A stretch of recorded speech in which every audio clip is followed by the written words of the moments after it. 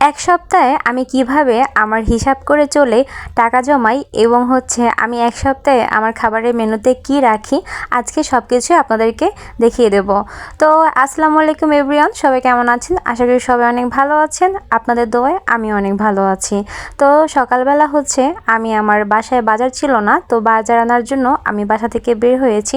তো বের হয়ে আমি দেখলাম যে মাছ বিক্রি করতেছে, তো সেখানে গিয়ে আমি কিছু মাছ কিনলাম। তো আমি কি মাছ কিনেছি, যে মাছ দিয়ে আমি এক সপ্তাহ পার করব, সেটাই আমি আপনাদেরকে ডিটেলসে বলে দিব। তো এখন আমি কিছু সবজির জন্য গেছি, যে আমি আসলে এক সপ্তাহে কি সবজি খেতে পারি, এই জন্য আমি সবজি কিনতে গেছি। তো আজকে আমি আপনাদেরকে সবজি এবং মাছ টোটাল এক সপ্তাহ কিভাবে চলতে হয় সব কিছুই শিখিয়ে দেব। তো এই যে দেখুন, আমি কেনাকাটা করে নিয়ে আসছি। এখানে আমি 1 কেজির মতো মাছ নিয়েছি। ইলিশ মাছের যে ছোট মাছগুলোকে বলে, ইলিশের যে বাচ্চাগুলো, সেগুলো আসলে নিয়ে এসেছি। এখন আমি এখানে চিংড়ি মাছ নিয়ে এসেছি। আমি একটু কাছ থেকে আপনাদেরকে দেখিয়ে দিচ্ছি। তারপর আমি আরও মাছ নিয়ে এসেছি, কারণ যেহেতু আমার এক সপ্তাহ পার করতে হবে। তো আমি কয় টাকার কি নিয়ে এসেছি আমি আপনাদেরকে বলছি। তো চিংড়ি মাছ আমি নিয়ে এসেছি 150 টাকার, আর মাছ নিয়েছি আমি 200 টাকার। তো এখানে আমি কিছু কাঁচামরিচ নিয়েছি, কাঁচামরিচ 20 টাকার। আর এখানে আমি কচুমুখী নিয়েছি, কচুমুখী 40 টাকার। তারপরে আমি এখানে ধনিয়া পাতা নিয়েছি, ধনিয়া পাতা 10 টাকার। তারপরে একটা পেঁপে নিয়েছি, পেঁপেটা 70 টাকা। তো আমি আরও কিনেছি, তো আমি এখানে পটল কিনেছি, আমি এখানে 30 টাকার পটল কিনেছি। তো আমি এখানে 1 হালি ডিম নিয়েছি।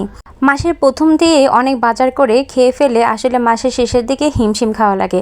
আমার মতো যদি এরকম হিসাব করে চলা যায়, তাহলে সম্পূর্ণ মাসটাই আপনারা ভালোভাবে খাওয়া দাওয়া করতে পারবেন এবং হিমশিম খাওয়ার কোনো প্রয়োজন হবে না, অনেক সঞ্চয় করতে পারবেন।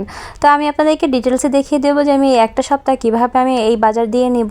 তো এখানে আমি আপনাদেরকে দেখিয়ে দিচ্ছি। আসলে অনেক খেলেও দিন যায়, আবার অল্প খেলেও দিন যায়। আপনার দিনটা পার হয়ে গেলেই কিন্তু আপনার সঞ্চয় দাঁড়িয়ে যাবে। হ্যাঁ, অনেকে বলতে পারেন যে এটা একটা কিপটামো, না খেয়ে থাকো। না, না খেয়ে কেন থাকবো? খাওয়ার মতো খাবো, কিন্তু বেশি খাওয়ার কোনো প্রয়োজন নেই।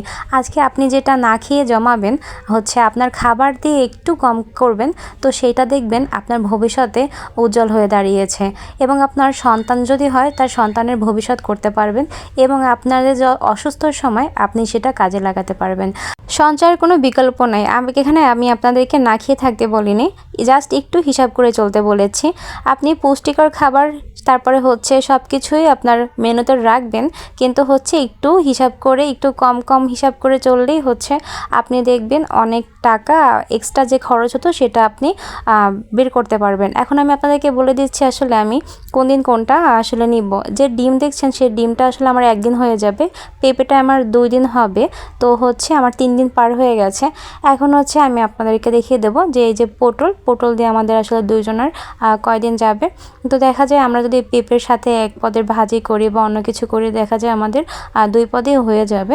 তো এই যে দেখুন, পটলে আমার 3 দিন, পেঁপেতে 2 দিন, কয়দিন 5 দিন। তারপর এই যে ডিমে 1 দিন, 6 দিন। আর ওখানে কচুমুখী আছে, কচুমুখী 7 দিন।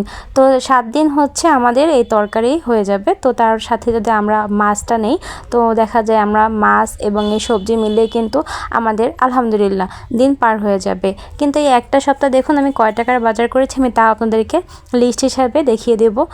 এখানে আমি 570 টাকার মতো বাজার করেছি। দেখুন, 570 টাকায় যদি আমার এক সপ্তাহ হয়ে যায়, তাহলে মাসে কিন্তু আমার প্রায় 2500 টাকার বাজারই মাস কভার হয়ে যাবে। তাহলে আমি যদি মাসে 2500 টাকার বাজার করতে পারি, তাহলে দেখুন কত সঞ্চয় আপনারা করতে পারবেন।